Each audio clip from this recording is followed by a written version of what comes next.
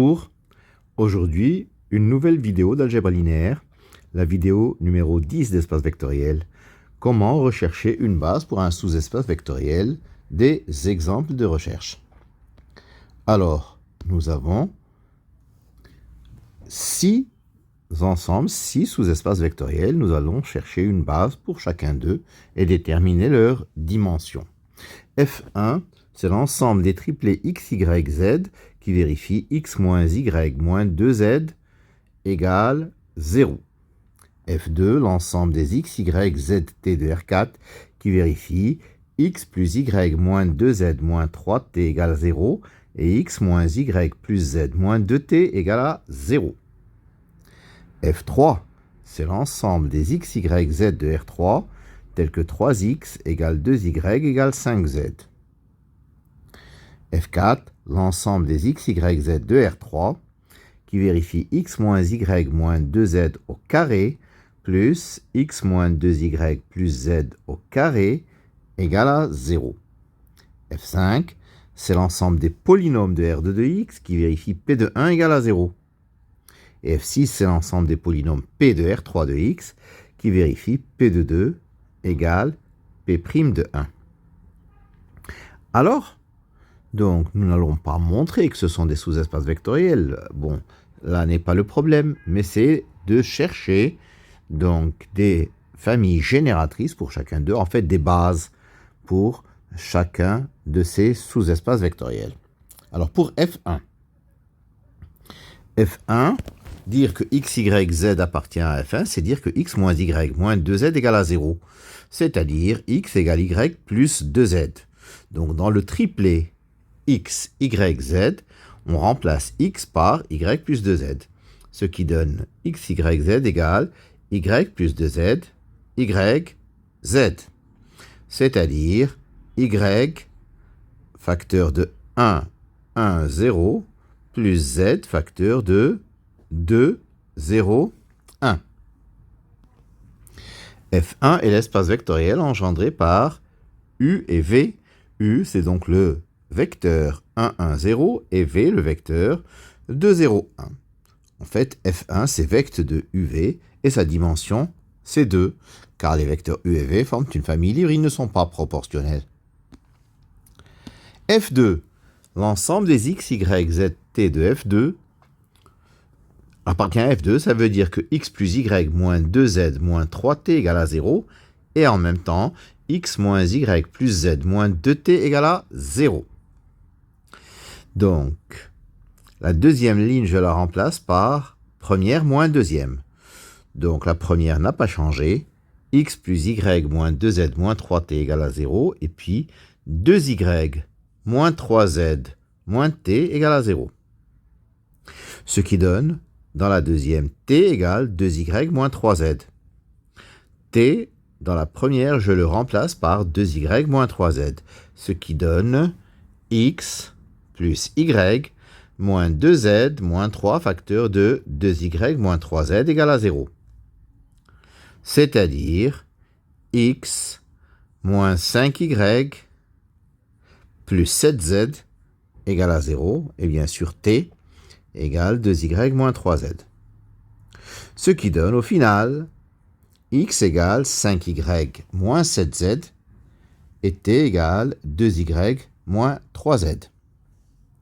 Ainsi, x, y, z, t sera égal à 5y moins 7z, y, z et 2y moins 3z. C'est-à-dire y facteur de 5, 1, 0, 2, plus z facteur de moins 7, 0, 1, moins 3. F2 est l'espace vectoriel engendré par U1 et V1. U1, c'est 5, 1, 0, 2, et V1, c'est moins 7, 0, 1 et moins 3. F2, c'est vecte de U1 et V1, c'est-à-dire la dimension de F2, c'est 2, car ces deux vecteurs U1 et V1 ne sont pas proportionnels, ils forment une famille libre. F3. F3, c'est l'ensemble des x, y, z de R3 qui vérifie 3x égale 2y plus égale 5z. C'est-à-dire que 6x, 6y, 6z égale, alors 6x c'est 2 fois 3x. 2 fois 3x, c'est-à-dire 2 fois 5z, c'est-à-dire 10z. 6y, c'est 3 fois 2y. 3 fois 5z, c'est-à-dire 15z. Et puis 6z. Donc x, y, z, c'est 1 sixième de 10z, 15z, 6z. C'est-à-dire z sur 6, facteur de 10, 15, 6. F3 est donc l'espace vectoriel engendré par un seul vecteur, le vecteur U2, 10, 15, 6. F3, c'est vecteur de U2. La dimension de F3, c'est 1. F4. F4, c'est l'ensemble des x, y, z de R3 qui vérifie x moins y moins 2z au carré plus x moins 2y plus z au carré égale à 0. Ceci, bien sûr, les deux quantités au carré, elles sont positives. Si leur somme est nulle, c'est qu'elles sont toutes les deux nulles. Donc, x moins y moins 2z égale à 0. Et x moins 2y plus z égale à 0. C'est-à-dire x moins y moins 2z égale à 0. Et y moins 3z égale à 0 si je fais 1 moins 2. Ce qui donne, dans la deuxième, y égale 3z. Et si je remplace y par 3z, j'obtiens x égale 5z. Ça veut dire que x, y, z vaut 5z, 3z, z, c'est-à-dire z facteur de 5, 3, 1. F4 est donc le sous-espace vectoriel de R3 engendré par le vecteur 5, 3, 1. La dimension de F4, c'est 1. Un polynôme P appartient à F5, ça veut dire que le polynôme est dans R de 2x et P de 1 vaut 0.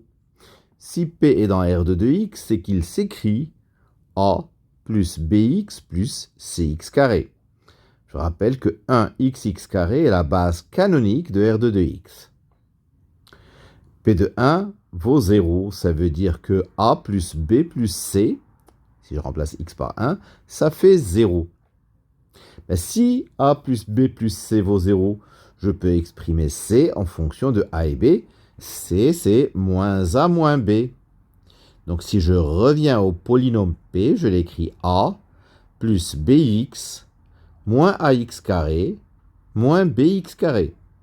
C'est-à-dire A, facteur de 1 moins X carré, plus B, facteur de X moins X carré.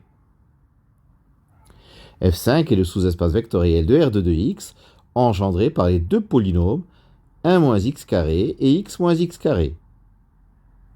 F5, c'est vecte de 1 moins x carré, x moins x carré. La dimension de F5, c'est 2. F6. P appartient à F6 si et seulement si P appartient à R3 de x et P de 2 égale P' de 1. S'il appartient à R3 de x, c'est qu'il s'écrit A plus BX plus CX carré plus DX cube. Alors P de 2 égale P' de 1, ça se traduit par A plus 2B plus 4C plus 8D égale B plus 2C plus 3D.